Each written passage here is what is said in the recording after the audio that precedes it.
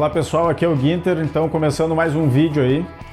No primeiro vídeo eu pedi várias sugestões para vocês aí sobre quais assuntos eu poderia tratar nos próximos vídeos. Recebi um monte de sugestões legais aí, mas uma delas acabou se destacando assim porque recebeu vários votos a mesma coisa. Mas basicamente o pessoal falou muito para eu falar de equipamentos RIMS, né, automações, equipamentos elétricos, alguns assuntos mais envolvendo técnica, mas sem dúvida nenhuma o assunto ganhador foi eu mostrar os meus equipamentos, especialmente aquele equipamento lá atrás, que deve ter deixado o pessoal com muita curiosidade. Todo mundo sabe que eu sou apaixonado por equipamento, por inventar, né, engenhoca, equipamento automatizado e coisas assim.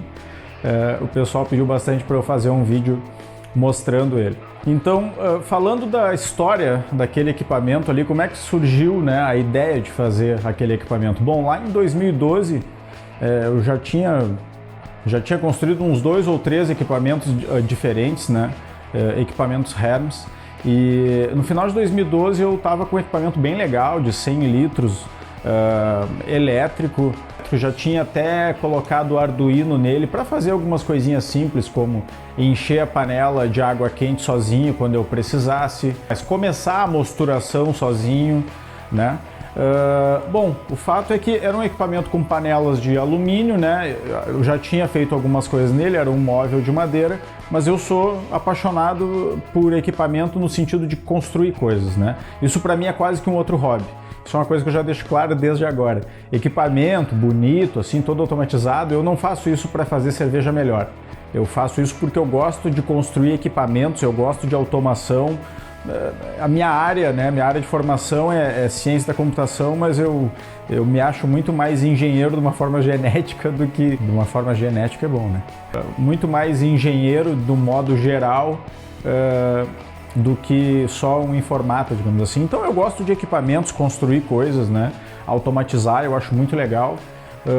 E é por isso, equipamento automatizado não tem nada a ver com fazer cerveja boa. Fazer cerveja boa é outra história, é limpeza, sanitização, fermentação, o resto vem depois.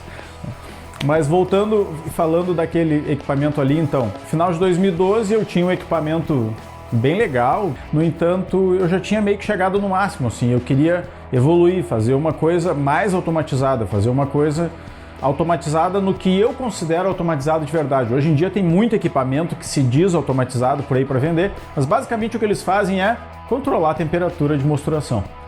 E isso para mim não é praticamente nada. O controlar a temperatura de mosturação de forma totalmente precisa tem uma importância mínima em termos de qualidade de cerveja. Porque na verdade, se tu não quiser, tu nem precisa controlar a temperatura de mosturação. No fórum lá no Homebrew Talk eu tenho um texto falando sobre isso, do porquê que tu não precisa ficar controlando a temperatura de mosturação. Já dei algumas palestras aí no Cervecon, agora em Natal, sobre isso, mas no fórum lá na área de equipamentos e técnicas tem um texto bem grande sobre isso lá. Então eu não considero isso uma coisa né, que seja... Então, em termos de automação, que eu realmente sempre busquei nos meus equipamentos, e aí a automação que eu considero uma automação de verdade, é ele fazer alguma coisa por mim e isso fazer com que eu ganhe tempo. Para mim, o melhor exemplo disso é o equipamento se lavar sozinho, se sanitizar sozinho, iniciar a abraçagem sozinho, ou seja, que eu possa simplesmente já colocar o malte moído nele, dizer o horário que é para ele começar e ele faz a infusão, começa a mosturar, faz mash out, lavagem sozinho, e eu posso simplesmente chegar depois quando a lavagem já estiver feita. Que seja assim, que ele faça a mosturação sozinho já é uma grande coisa. No caso, esse equipamento faz mais do que isso, inclusive, mas são essas coisas que eu estava buscando. Então, como eu não ia conseguir fazer isso com outro equipamento, porque basicamente eu não sabia soldar. E em termos de construção de equipamento, tu poder soldar é uma coisa que te ajuda em muito. Então eu tomei a decisão, como eu não tinha muito dinheiro na época, que eu ia vender todo o equipamento que eu tinha na época para comprar um aparelho de solda. Estudei pra caramba, comprei um aparelho de solda MIG na época, fiz o projeto em 3D, comprei as barras de inox e comecei a soldar, só que aí eu vi que a qualidade da solda com uma solda MIG não ia ficar da qualidade que eu queria, né? Que pudesse deixar a solda totalmente aparente, sem tu esmirilhar ela e tipo remover a solda, deixar totalmente liso. Eu não gosto disso. Eu gosto de solda quando ela fica aparente, porque ela é uma solda bem feita, e era isso que eu buscava. Só que com MIG fica uma coisa um pouco mais grosseira, a não ser que tu seja um mega especialista nisso, que não era o meu caso, muito pelo contrário, eu estava aprendendo a soldar junto com a construção do equipamento. Eu me convenci que eu ia ter que comprar uma solda TIG. Comprei a solda TIG, parcelei em não sei quantas vezes lá, acho que 24 vezes. Basicamente eu estou construindo esse equipamento aí há 3 anos. Esse equipamento, ele é um equipamento RIMS, né? Ou seja, não é HERMS. Num outro vídeo eu posso falar as diferenças entre, mais detalhadamente entre HERMS e RIMS. Nesse caso desse equipamento eu preferi, por facilidade, instalar uma resistência elétrica embaixo do fundo falso. Tá? Além de ser um equipamento RIMS 100% elétrico, ele é todo controlado por uma placa Arduino, né, onde eu fiz um software dentro dele em C, que eu posso controlar ele diretamente com uma tela acoplada ali, mas eu também, no caso foi o que eu preferi, eu fiz um programa em Java que eu rodo em qualquer computador aqui, com uma plaquinha USB que tem uma anteninha que manda comandos para ele de forma wireless, mas isso facilita muito também o meu controle à distância, porque eu posso acessar esse computador que está rodando o meu programa Java fora da minha casa, né, acionar um comando para ele se lavar sozinho, se enxaguar todo com água quente, e já depois encher a panela e ficar me esperando com água quente. Caso eu esteja no meio do dia, né, em algum outro lugar e decida que de noite eu vou fazer cerveja, eu posso já botar ele para se lavar, se enxaguar com água quente, já me esperar com a água quente pronta, já na temperatura que eu quero, para agilizar o processo de iniciar a mosturação. Então, ele faz um monte de coisa. Todas as panelas têm sensores de nível, eu posso fazer com que elas parem de encher, seja quando eu estou enchendo elas de água na panela de mosturação, para ela não transbordar. Também uso sensor de nível para fazer a lavagem, ou seja, quando baixa do nível do líquido, ele começa a colocar mais água, né, para fazer a lavagem contínua, da mesma forma que eu consigo fazer com que a lavagem pare de encher a panela de fervura quando bate no sensor de nível máximo lá. Esse equipamento ele tem uma bomba de 1 HP trifásica, pude acoplar um inversor de frequência no equipamento, e esse inversor de frequência que eu comprei, ele controla a rotação da bomba e ele tem entradas digitais, PWM, analógicas, fazendo com que eu consiga controlar a rotação da bomba ligando esse inversor de frequência no meu Arduino que eu usei para controlar todo o equipamento. O equipamento também, várias válvulas de esfera motorizadas em inox, eu preferi usar essas válvulas porque elas não têm problema com pressão nem nada disso, e a limpeza delas é muito boa, ou seja, são melhores para te lavar simplesmente por enxágue. Todas as tubulações do equipamento são feitas em inox 304. Aliás, um detalhe, esse equipamento eu fiz ele 100% à mão, né? Eu poderia fazer coisas melhores nele se eu mandasse alguém fazer uma determinada coisa, mas na verdade o que eu quero com esse equipamento é aprender, né? É eu conseguir construir as coisas. Senão não me adianta muita coisa. Para mim não adianta muito eu ir lá e mandar alguém fazer, aí não tem graça nenhuma. A graça que eu acho é justamente construir o equipamento. Então todas as tubulações de inox foi eu mesmo que dobrei. Dobrador de canos para inox da marca Rothenberger, para quem quiser, esse é um dobrador específico para tubulação de meia polegada. Todas as conexões, tá? Elas não são conexões que existem no mercado aí, as únicas conexões que existiam eram conexões de pressão, e eu queria conectar as tubulações diretamente em nipple de inox padrão. Então eu comprei tampões de inox, furei e comprei um flangeador para inox, para aquelas tubulações ali, e aí a vedação fica bem fácil com uma arruela de silicone, fica bem simples, né? Flangeador de inox está aqui guardado em algum lugar. Se alguém quiser depois, ele é da marca Ridgid. Infelizmente é uma coisa bem cara, mas que na época eu precisava disso. Eu preferi comprar a ferramenta e fazer eu mesmo do que gastar horrores em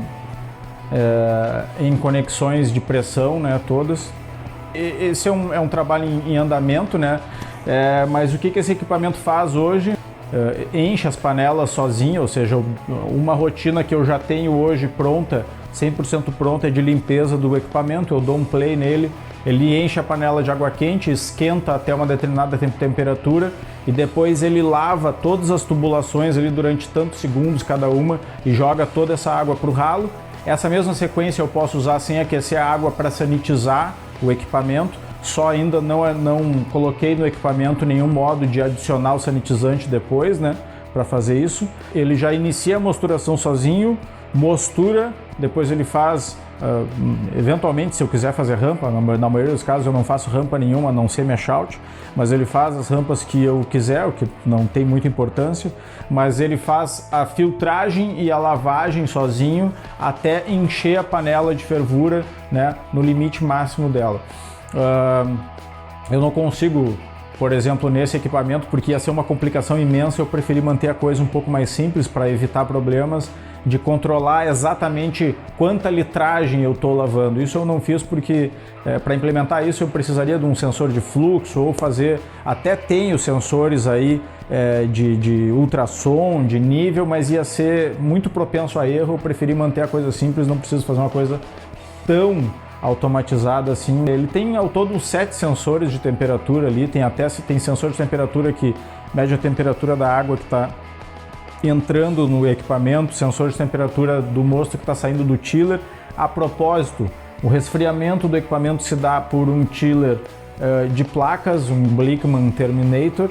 Uma das coisas que eu acho mais interessantes nesse equipamento, tá?